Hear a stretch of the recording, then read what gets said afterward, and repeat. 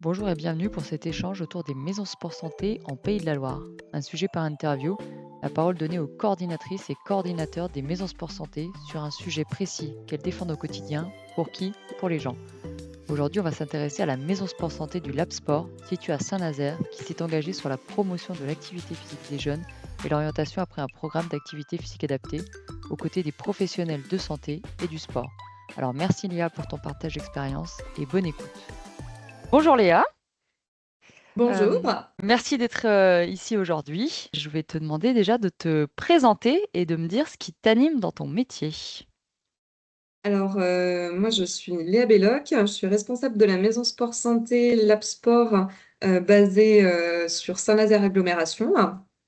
Donc, je suis enseignante à pas de métier et ce qui m'anime, c'est simplement de voir l'impact de notre prise en charge en tant qu'enseignant à pas auprès des personnes qui sont dites éloignées d'une pratique d'activité physique régulière, en tout cas.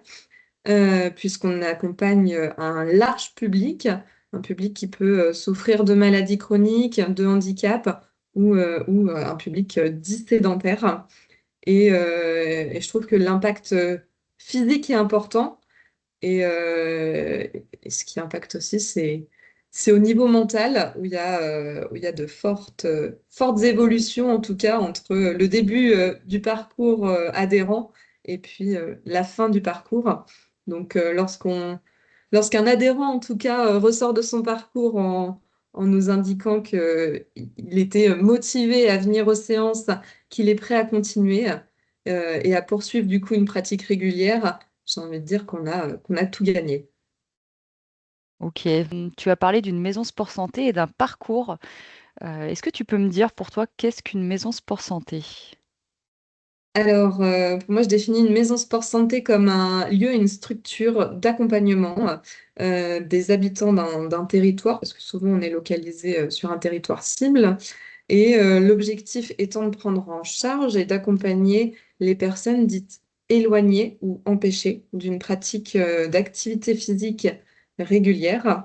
Donc les personnes éloignées, ce sont toutes les personnes qui sont soit sédentaires, qui sont atteintes de maladies chroniques, d'affections de longue durée ou qui sont en situation de handicap ou vieillissantes. Donc là, c'est l'une des missions, en tout cas, d'accompagner. On a d'autres missions, c'est également de sensibiliser les habitants d'un territoire aux enjeux d'une pratique d'activité physique régulière à des fins de santé. Donc on essaie de sensibiliser les habitants, mais également les professionnels du territoire. Ok. Le troisième enjeu, c'est on va dire, de bilanter, d'évaluer la condition physique de la personne. Et puis, évidemment, ça va être de l'orienter à l'issue justement d'un parcours de prise en charge. On cherche à l'orienter vers des associations et des structures partenaires pour que cette même personne puisse perdurer et continuer sa pratique d'activité physique, soit de façon encadrée, soit de façon libre. Ok, donc c'est finalement beaucoup de missions pour des publics qui sont assez larges et tu nous as parlé des publics les plus éloignés de la pratique. Aujourd'hui, on va parler d'un sujet qui est très important pour vous, donc l'activité physique des jeunes, et plus précisément, comment promouvoir l'activité physique et sportive pour la santé des adolescents. Comment le Lab Sport s'est lancé dans ce projet? Alors, la genèse du projet autour des adolescents, elle s'est faite en partenariat avec la Maison des ados, des adolescents, donc la MDA 44. Au fil des échanges qu'on a eus avec eux, on a constaté, alors nous déjà le public qu'on accompagnait, finalement, on avait très peu de jeunes qu'on accompagnait au sein de notre structure. Pourtant, on le savait bien avec des réunions avec les établissements de santé, on savait qu'il y avait un réel besoin à destination des jeunes, et particulièrement au niveau des adolescents, parce qu'on le sait, c'est une période de la vie qui est assez cruciale, et notamment en matière d'activité physique et de sédentarité. Du coup, on a vraiment pris un contact avec la maison des ados.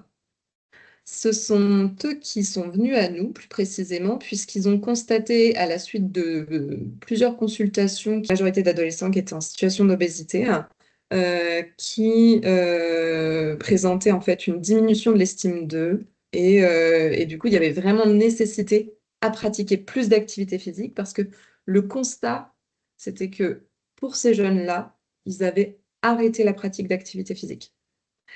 Donc l'objectif, il a été vraiment de réintégrer une pratique auprès de ces jeunes, déjà d'une part pour les remettre en mouvement, parce que l'image corporelle aussi à cet âge-là, elle est essentielle et elle est souvent dégradée. Donc c'est comment on réconcilie l'ado avec son corps et avec son changement corporel. Mm. Et donc pour ça, on a conçu un programme en partenariat avec la MDA où eux sont vraiment orienteurs du jeune. Donc, on a Ok. voulu faire en sorte que ce soit l'AMDA, puisqu'elle est en contact avec les ados, qui nous oriente les jeunes, qui identifie aussi, parce qu'il y a un rôle d'identification des jeunes cibles, et de leur proposer ainsi 10 séances d'activité physique adaptée pour globalement un groupe de 8 adolescents. Et ces 10 séances, parmi ces 10 séances, il y a 2 séances dites découvertes, parce que l'enjeu de l'orientation, elle est toujours présente. Mm. Et donc, on cherche à leur faire découvrir des associations extérieures. Ok. Justement, j'allais te demander comment se déroulait votre intervention. Donc, tu as déjà répondu à une partie de cette question, mais plus précisément, comment vous faites le lien avec l'adolescent et l'entourage? Parce que quand on parle d'adolescent, on parle, j'imagine, d'une tranche d'âge. Voilà, donc, est-ce qu'il faut avoir un accord parental? Comment vous l'intégrez, en tout cas, l'entourage dans ce projet? Complètement. Alors, déjà, premièrement, lorsque le partenariat avec la MDA a été opérationnel, donc c'est la MDA qui nous oriente, sauf que c'est nous qui appelons les parents Ok, pour déjà convenir d'un premier temps d'échange, premier temps de rendez-vous. Ce rendez-vous-là, il est individuel avec le jeune et on sollicite le parent ou le proche, parce qu'il n'y a pas forcément que les parents qui sont priorisés, d'être présent en fait sur ce premier rendez-vous, puisqu'il est important. Ce premier rendez-vous, il nous permet, donc on en parlait tout à l'heure, d'évaluer la condition physique du jeune. Donc, on lui fait passer des petits tests de condition physique. Et puis surtout, on va identifier les objectifs, le pourquoi il vient sur le programme et ok, qu'est-ce que ça peut lui apporter. Et l'objectif, c'est qu'il le formalise. Euh, Idéalement, les parents sont présents. C'est pas toujours le cas, mais en tout cas, ils sont conviés sur les bilans parce que ça nous semble important que les parents entendent les objectifs définis par ces jeunes.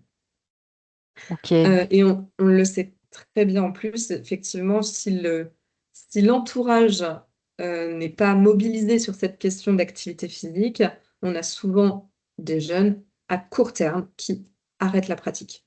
Donc, il faut vraiment qu'il y ait une mobilisation de l'entourage euh, pour que l'entourage puisse, par exemple, l'amener à la prochaine association sportive auquel le jeune appartiendra.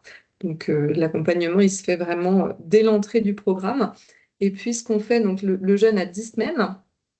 Et à l'issue des 10 semaines, il a à nouveau un bilan de santé. On réévalue sa condition physique, on regarde un petit mm, peu son évolution. On fait également passer un questionnaire sur l'estime de soi, parce qu'on le disait tout à l'heure, c'est un critère en tout cas important. Donc on regarde si celle-ci, elle a augmenté. Et puis, on cherche à orienter le jeune vers une association sportive. Et idéalement, pareil, on convie l'entourage à venir sur ce temps individuel pour qu'ils soient conscients que voilà, bah, peut-être que leur enfant veut faire du basket et il y a peut-être des contraintes que les parents doivent prendre en compte et sur lesquelles ils doivent se mobiliser. Typiquement, emmener mon ado au basket pour pratiquer de façon loisir. ok.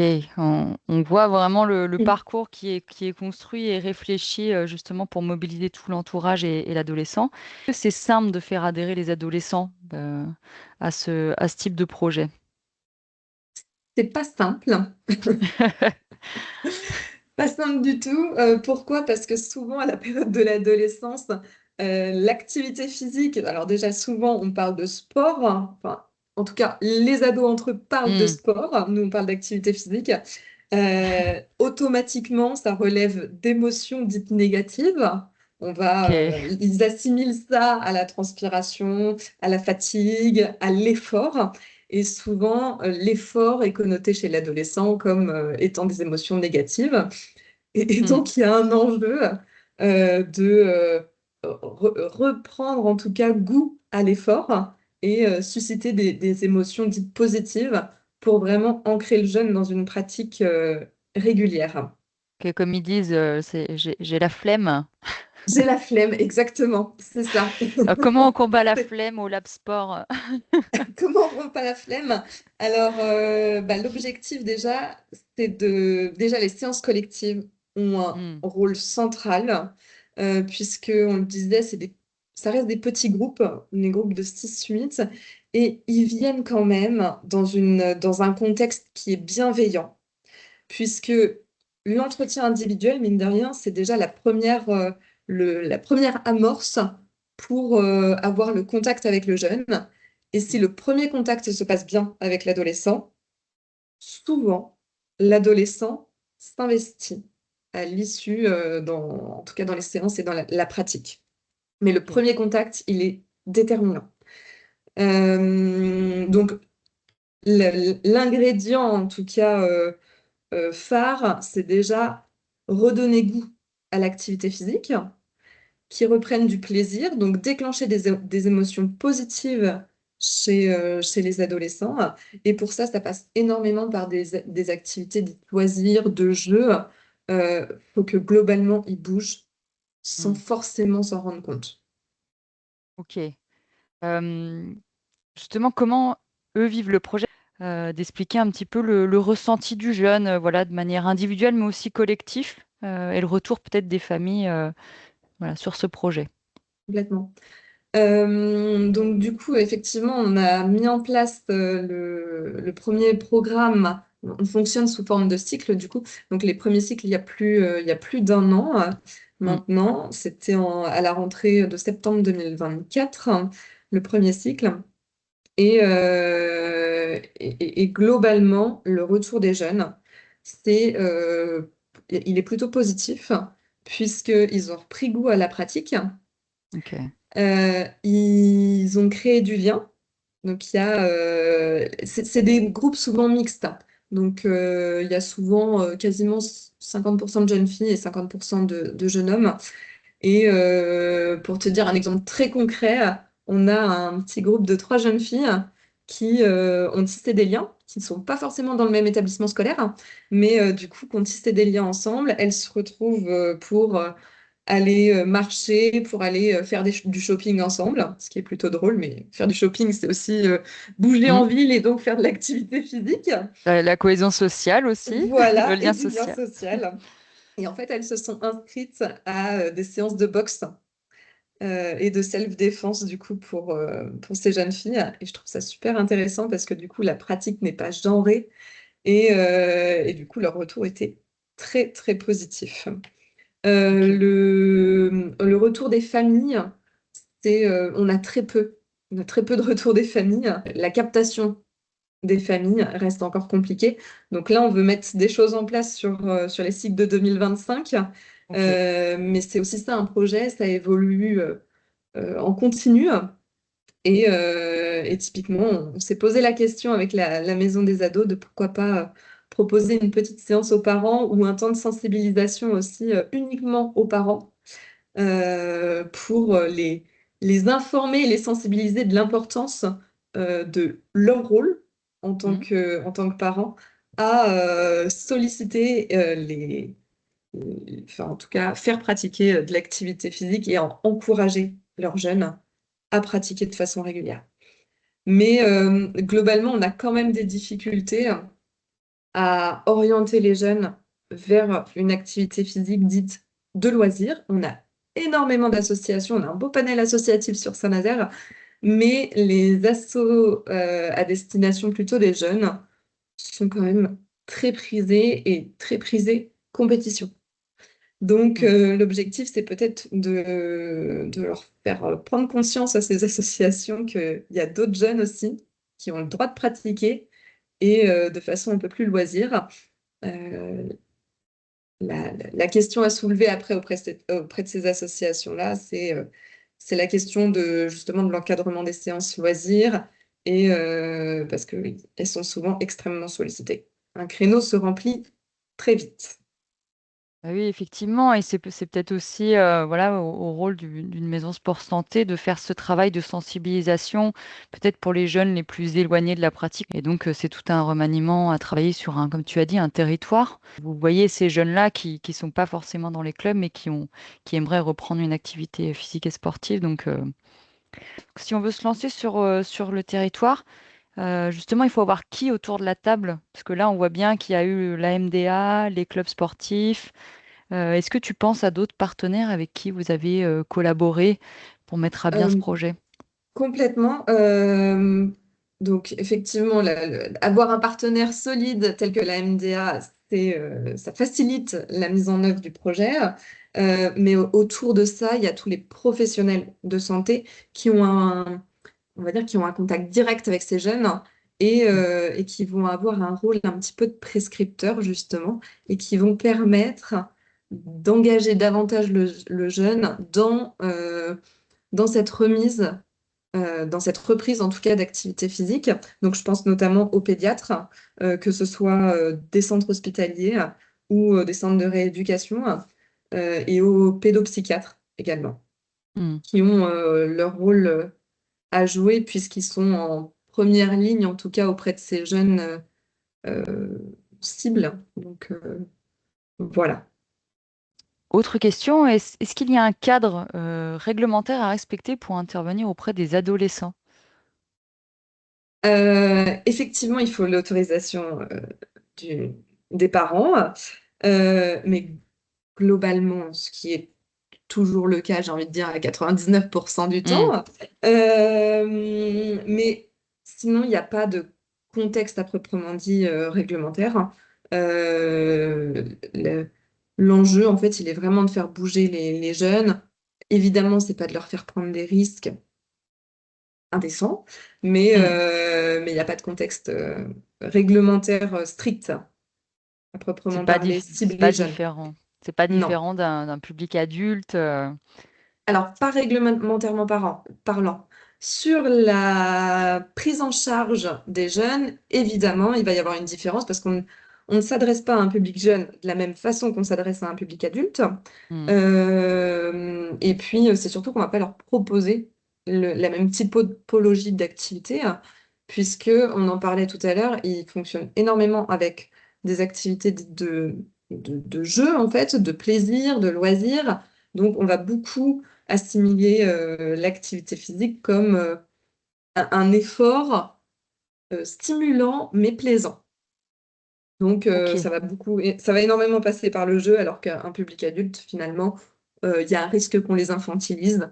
Donc on va pas forcément passer par la même porte, on va dire. OK. Donc pour vous, c'est totalement le rôle d'une maison sport santé de s'engager dans ce type de projet? C'est complètement le rôle d'une maison sport santé de s'engager auprès d'un public jeune, quel que soit l'âge. Là, on parle des adolescents, mais j'ai envie de dire, ça peut être aussi plus jeune. Il faut même que les maisons de sport santé s'en emparent. Aujourd'hui, il y a le nouveau cahier des charges sport santé qui est sorti donc 2025-2030 et Mmh. il est explicité très concrètement que les maisons sport santé ont un rôle à jouer. C'est simplement que il faut que ces maisons sport santé se sentent légitimes de pouvoir accompagner ce public jeune et qu'elles mettent en place des actions partenariales. Et je pense que vraiment, il y a un rôle à jouer si on coordonne un petit peu les actions au niveau départemental ou régional et surtout bah, qu'on s'entraide. Donc, typiquement, une action qui marche à un endroit peut permettre d'essaimer sur un autre territoire. Est-ce que tu as senti qu'il y avait que cette thématique-là, elle avait permis vraiment aux acteurs d'avancer sur la promotion de l'activité physique des adolescents? Ouais, alors complètement.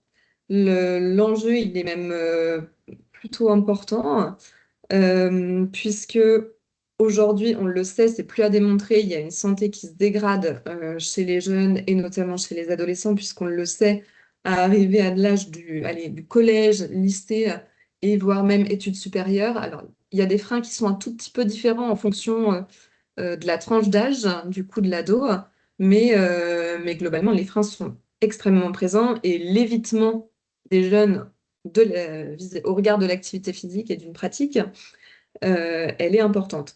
A contrario, les professionnels de santé remarquent quand même deux extrêmes, si on peut dire. Mm. Des jeunes euh, qui surpratiquent, si je puis dire. Et donc, on a des jeunes qui pratiquent énormément de la musculation, typiquement, très tournés autour du culte, du paraître et du coup de l'estime de soi aussi et de l'image corporelle. Donc, on est Mm. toujours sur cet aspect-là et les réseaux sociaux ont un impact très, très fort auprès de cette jeunesse-là, avec globalement des informations qui remontent de professionnels comme la prise de protéines, qui est de plus en plus présente, et notamment au niveau du lycée. Mm. Donc, il y a un vrai enjeu. Et le deuxième enjeu, c'est auprès d'une population, du coup, dite sédentaire. Donc, on a vraiment les deux extrêmes. Une pratique très engagée autour de l'image corporelle et une pratique, à contrario, enfin des jeunes en tout cas, qui ne pratiquent pas d'activité physique et qui sont complètement décentrés de cette notion d'activité physique. Donc, en tout cas, c'est les deux constats qu'ont les professionnels de santé ou même de l'éducation nationale. Ils le relèvent de plus en plus d'année en année. Ok, on voit qu'il y a beaucoup d'enjeux autour des publics jeunes, l'image corporelle en lien avec la compétition. Et donc, cette approche, j'imagine, dite loisir, pour vous, elle est importante peut-être pour casser cette image très compétitive qu'ils ont finalement au quotidien et auquel ils sont confrontés au quotidien via les réseaux sociaux. Exactement. Il y a énormément à faire parce qu'on a beaucoup de jeunes qui décrochent d'une pratique parce qu'ils faisaient partie d'une association sportive. Je prends l'exemple typique, basket. Un jeune qui fait du basket, où le dialecte du coup de l'entraîneur vous dit, bah, en fait, finalement, tu ne joueras pas dimanche. Ça renvoie automatiquement chez le jeune une émotion négative. Et puis lui, il le perçoit comme bah, finalement, en fait, je suis pas bon à la pratique d'activité physique et à la pratique du sport en général, donc Hmm. j'arrête. Et ce discours auprès des éducateurs sportifs, il est hyper important. Il va falloir changer la vision au sein même des clubs et associations sportives, puisqu'on ne peut pas avoir des entraîneurs qui ont ce type de discours. Aujourd'hui, avec les enjeux de sédentarité et d'inactivité physique actuelle, on ne peut plus avoir cette typologie de discours-là. Il faut au contraire essayer de proposer une activité dite de loisir. Il faut comprendre aussi que les jeunes ont besoin de pratiquer de façon loisir. On le Hmm. sait, aujourd'hui, les activités à l'adolescence qui sont les plus prisées par les jeunes, hors cadre compétitif, c'est des activités type yoga, pilates, et j'ai envie de dire tout ce qui est activité douce, où l'effort est moindre et finalement où il y a parfois peu de transpiration. Mais du coup, il faut le prendre en compte et redonner, par exemple, à des activités et à des sports dits collectifs, cette notion de plaisir et de loisir.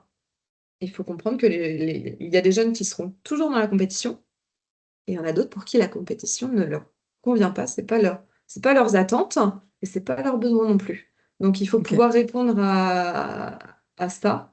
Et en fait, là, c'est une question qui est très très présente sur le bassin nazairien parce que, comme je le disais, on a énormément d'associations sportives et c'est une richesse sur le territoire, mais on a beaucoup d'associations sportives dites de compétition. Et quand on oriente les jeunes, on a une réelle difficulté à les orienter. Mm. Donc, on a décrété avec les collègues de créer des formations à destination du coup des clubs pour justement inciter les clubs à déployer des sections loisirs et même à destination des jeunes. Ok. Donc voilà. On voit que vous avez fait finalement depuis plusieurs années un diagnostic de votre territoire, que la MDA est venue vous chercher parce que vous étiez très certainement visible, que votre projet a bougé, que vous avez réfléchi au nombre de séances, à l'orientation, à la formation des éducateurs sportifs. Euh, la longévité de votre projet, en tout cas sur le long terme, vous la voyez comment? J'espère qu'il sera le plus long possible, j'ai envie de dire. Non, mais globalement, on sait que on met en place un projet à partir du moment où il y a un besoin de territoire. On Mm. le sait que le besoin de territoire, sur ce territoire-là, en tout cas, et à destination de ce public, il est hyper présent. Donc, on espère, j'ai envie de vous dire, de pas t'annoncer de date de fin, sinon ce serait une mauvaise Mm. nouvelle. Mais non, globalement, c'est de le continuer d'année en année. Aujourd'hui, on a une vue un petit peu jusqu'à début 2027. Après, Ok. c'est incertain. Ça dépend énormément des financements publics, Mm. et des financements tout court. Donc, on espère que les partenaires financiers vont s'engager dans cette thématique jeunesse et jeunes, et pour continuer en tout cas de déployer et réaliser nos missions, tout simplement aussi, Maison Sport Santé, et pouvoir continuer d'accompagner ces jeunes. Ah, L'objectif aussi, en fait, on a, comme c'est un public particulier, la jeunesse, on ne peut pas leur faire payer des programmes à des prix exorbitants. Ils ont mm. l'habitude, les jeunes ont l'habitude quand même de payer, on va dire, une adhésion à un club sportif lambda autour de 100 euros à l'année. Donc, on sait pertinemment que le prix financier, on peut pas le dépasser, on ne peut pas être exorbitant. Donc, on aura toujours un enjeu autour des partenariats financiers, on va dire, des partenaires financiers qui continuent de financer ces actions, ce type d'actions. Ouais, on lance du coup une bouteille à la mer pour tous ceux qui veulent s'engager dans ce projet parce que la jeunesse, bah, forcément, c'est l'avenir. Donc, merci de travailler en tout cas avec cet avenir pour que les jeunes prennent plaisir à bouger. Euh, Et on le disait, on le disait quand même, mais un jeune qui bouge, ce sera certainement un adulte qui bouge. Donc, c'est aussi prévenir les maladies à long terme. mm. Et justement, vous étiez finalement avant-gardiste puisque dans la stratégie nationale sport santé, tu l'as dit, il y a cet axe fort sur les jeunes. Est-ce que tu penses que ce diagnostic a permis d'être, enfin sur votre territoire, a permis d'être plus visible aux yeux de tous et donc faciliter cette action? Euh, Cette action-là en particulier, pas forcément. Enfin, à l'échelle du territoire, je parle Hmm. agglomération, pas forcément. Par contre, il nous a permis du coup de mettre en lumière ce projet-là plutôt à l'échelle régionale ou Hmm. départementale, puisque il y a d'autres maisons sport santé qui posent des questions autour des jeunes. Et c'est vrai que être l'une des premières maisons sport santé au niveau régional à mettre en place des actions jeunes, je pense que ça a été aussi un atout, et un peu un référencement autour de la jeunesse, quoi. Donc, on n'a pas eu plus d'impact que ça à l'échelle aglo, mais je pense ça nous a permis en tout cas d'être référencé interlocuteur peut-être principal ou important auprès des autres acteurs régionaux. Justement, pour toi, quels sont les trois ingrédients pour un projet réussi? Euh, pour un projet réussi, c'est d'abord de la bienveillance. Hmm. Et on le sait, les jeunes sont peu encouragés. En tout cas, ceux qui sont en décrochage d'activité physique, c'est qu'ils ont été peu encouragés dans leur pratique et peu valorisés. Donc, je pense que la bienveillance et la valorisation du jeune, elle est primordiale. On a aussi déclenché justement cette émotion de plaisir lors d'un effort, lors d'une pratique d'activité physique. Ça, c'est le deuxième ingrédient. Et puis, le troisième, c'est de réussir à investir les parents dans, Mmh. dans le projet. Les parents sont quand même, bien qu'à la phase d'ado, souvent les ados veulent moins discuter avec leurs parents. Dans tous les cas, ils gardent des liens avec leurs parents. Et ils sont, c'est eux qui vont après être bienveillants vis-à-vis de leur enfant, qui vont les encourager dans leur pratique, qui vont les emmener à leur activité physique. Et globalement, si on a des parents qui sont investis autour de leur jeune, euh, automatiquement, le jeune s'investit plus dans sa pratique et a plus de chances de perdurer une pratique régulière. Ouais, de valoriser en tout cas ses efforts aussi. Donc la Exactement, bienveillance, susciter des émotions, plus, positives et de plaisir et du coup le rôle de l'entourage également, pour, remobiliser, sur du long terme, effectivement le jeune. exactement. Ouais. OK. Est-ce que tu aurais, un mot de la fin, heu, pour clôturer du coup cet échange, Euh, J'ai envie de dire aux maisons sport santé, lancez-vous, hein. Mmh. Lancez-vous à monter un projet autour des jeunes. Il y a beaucoup d'acteurs. On n'a pas parlé aussi des maisons de quartier, mais ils sont très en contact avec cette jeunesse. Donc, il y a de multiples acteurs et il y a de très beaux projets à mener. Donc, lancez-vous et globalement, vous allez voir, ça marche. Tout se passe bien. Tout se passe bien. Quand on est bien entouré, on a compris, c'était Voilà, important. exactement. OK et ben, merci Léa à toi pour ce partage. Merci à toi, Charline. Merci d'avoir écouté cet échange entre la Sray Nutrition et le Lab Sport. Vous retrouverez plus d'informations sur le site onyva-paysdelaloire.fr au sujet des maisons sport santé. Merci et à bientôt.